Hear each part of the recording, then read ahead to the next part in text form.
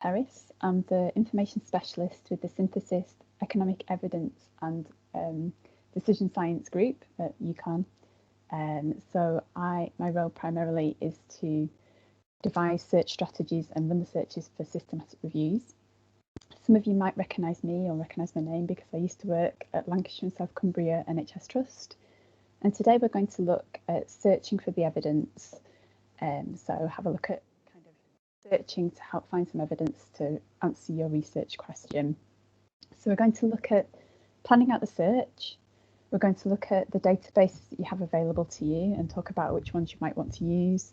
We're going to look at some search tips, techniques, just go over things like Boolean connectors again. We're going to have a look at the Healthcare Databases Advanced Search, which is what the system that you have in the NHS. And we're going to look at how to run and save your search as well.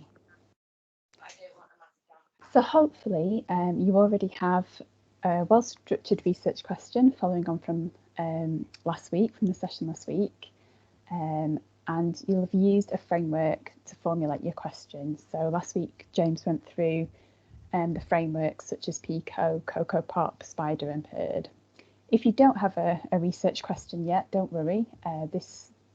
When you have a look at doing the search and the kind of things you need to think about, that might help you to focus your question a bit more. So don't worry if you haven't got that already. But the frameworks that you talked about last week are also very helpful when you come to do a search and you need to break it down into a search strategy. So first of all, we're going to just have a bit of a look and a think about planning the search out. So now that we've got our search question formulated, we actually need to break that the question down again into concepts which we're going to search for. So we can see the frameworks are really useful for doing that. We can see in this question that this is a really nice PICO question. So we have a population of elderly patients, an intervention of physical activity. We're comparing it to antidepressants, and the outcomes we're looking for are reducing the symptoms of depression. So it fits really nicely into 4 concepts here. Once we've broken the search down, we want to think about as many synonyms, which are words that mean the same thing, or alternative terms for each of our concepts, so that we can find as many relevant papers as possible. So for our population, elderly people, we could also have terms like older adults, older people, geriatrics.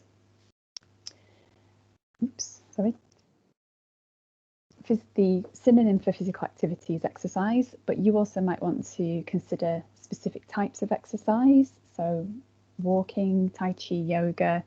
So you might have papers that are specifically about one type of exercise that would be relevant to your critical appraisal topic. If you're looking at a pharmacological intervention, such as antidepressants, you might want to consider specific drug names, such as fluoxetine, paroxetine, and you might want to also have terms for sort of groups of that drug, such as SSRIs. And then for our outcomes, you would have terms such as depression, depressive, but you might also want to search for the specific symptoms such as mood, tiredness, loss of appetite. So you can see we need to just think a little bit around different terms that we can use for each of these concepts to find papers that will capture what we're looking for. So when we do a systematic review, we're looking to find everything that has been published on a particular, either an intervention or a particular topic. Obviously, in your critical appraisal topic, you probably want to take a bit more of a pragmatic approach. So you probably don't need to have hundreds of search terms, as long as you've kind of got the key ones to catch, the key papers in your topic.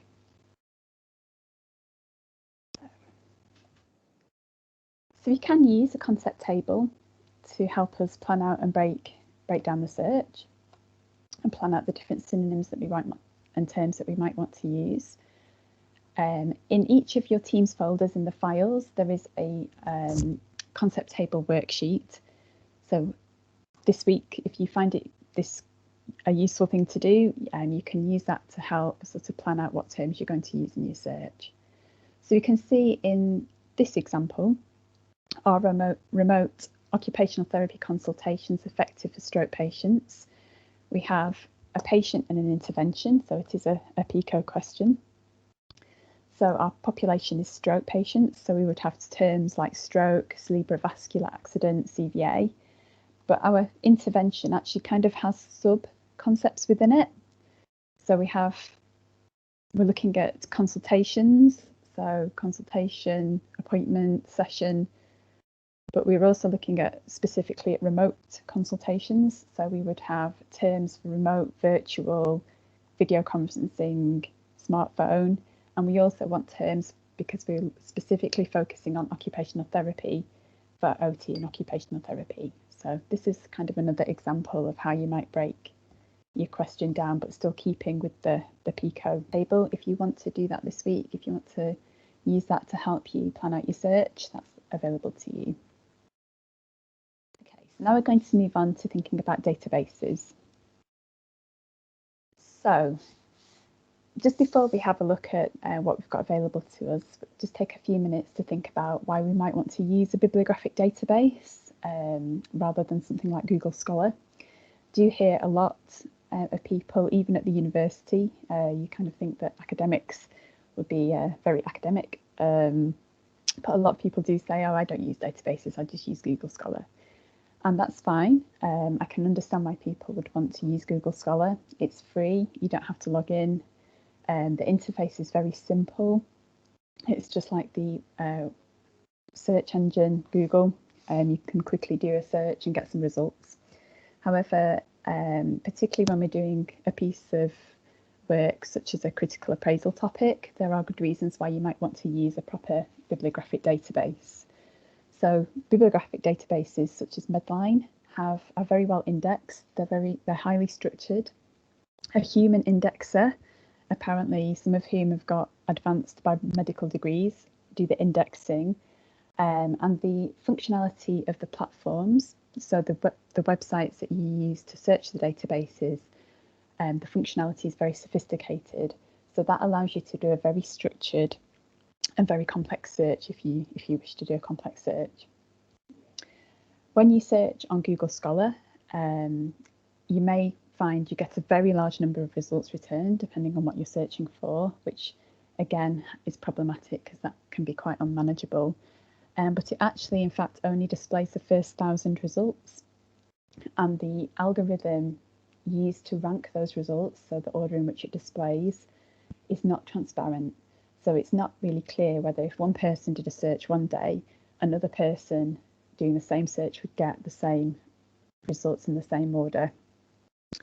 When you're doing research, systematic reviews or critical appraisal topics, obviously your methods, it's very important to be transparent with the methods that you've used, and you want the search to be reproducible. So ideally, somebody can take your search, rerun it, and get exactly the same number of results.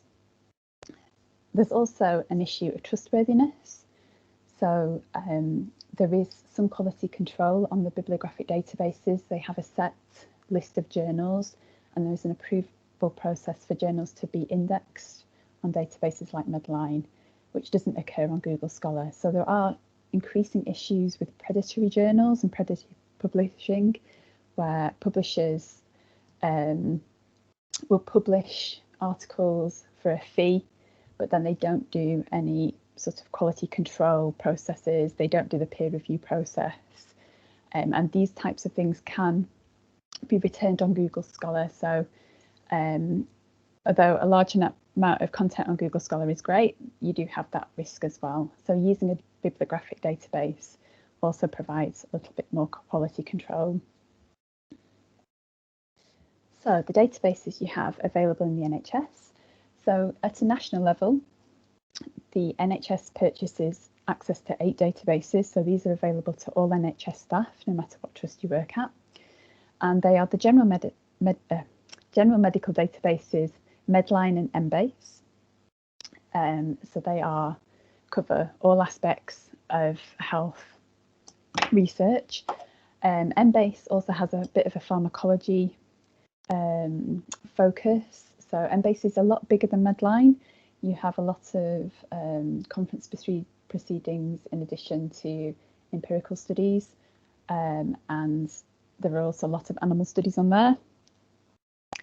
Then you have some allied health focused databases, so CINAHL, which is the Cumulative Index to Nursing and Allied Health Literature, MCare, which is another nursing and allied health database. You have the British Nursing Index, AMED, which is Allied and Complementary Medicines. You also have PsycInfo, which is a psychiatry and psychology database, and HMIC, which is a health management database. So they index records from the King's Fund and the Department of Health. And NICE have very helpfully built an interface which sits on top of them so that you can search all of these databases from one place, and it means you don't have to learn different interfaces for different databases. So that will be what we're looking at today and what we're looking at searching.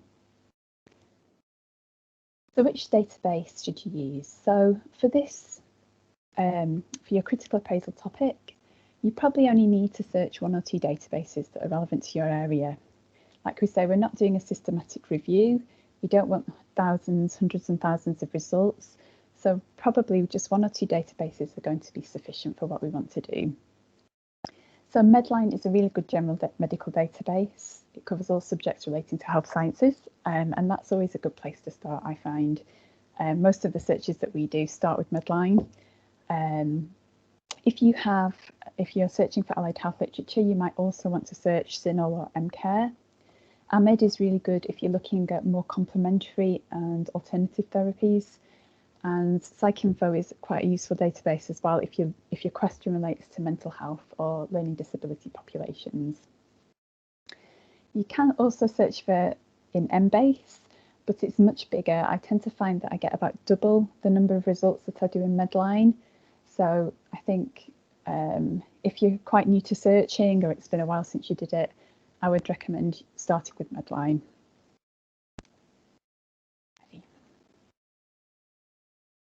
So let's have a look at some search tips and how we would use the databases before we go on to have a look at HDAS. So Boolean operators. So you probably remember looking at these at university or in other training sessions. So they are just the operators which tell the database what to do with the search terms that you type in. So the two main ones are OR and AND. So OR tells the database to find any of the terms in your set. So you would have elderly or older adults that will find abstracts with either elderly or older adults somewhere in the abstract. Physical activity or exercise, antidepressants or SSRIs, for example. So you get more results with OR, that broadens your search. AND tells the database to find both or all of the terms that you type in. So elderly and physical activity and antidepressants and depression will find records that contain all of those words.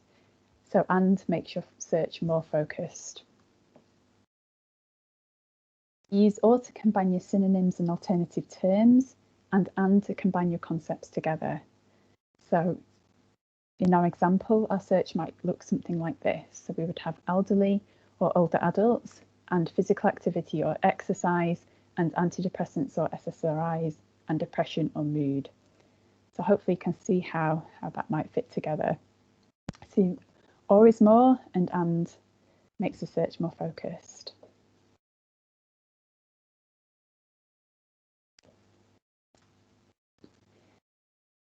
If you're searching for a phrase, so if you're searching just for a single word, you don't need to put anything in. But if you're searching for a phrase, you can use quotation marks to tell the database to search for an exact phrase. So for example, here we have older adults, selective serotonin reuptake inhibitors in quotation marks. If we didn't have the quotation marks in, we would still find relevant results. Usually most database platforms default to and, but you could have the words anywhere in the record, so you may get more irrelevant results. So putting quotation marks around phrases just helps to make the search more focused and more specific. Conversely, we can use what's called truncation. So we can use a wildcard to search for the root of a word with any ending. So for example, in HDAS, the wildcard is an asterisk. So we can search for the start of the word, and this will find variants of that word. So elder with an asterisk will find elder, elders, elderly. Depressed with an asterisk will find depressed, depressive, depression. So it can help with finding singular and plural forms of the word without having to type in lots of terms separately. You can also use wildcards within the search to search for alternative spellings. In HDAS, the question mark wildcard finds either 0 or 1 characters. So it's quite useful for if you are looking for English and American variant spellings. You can use the question mark within the word. But just be careful with using truncation. If your stem is too short, you can retrieve unrelated terms. So this example is probably maybe not very accurate, but for example, hum with an asterisk will find your results containing humorous, but it would also maybe retrieve unrelated terms like human, humbug, humour, hummus. So you just need to be a little bit careful.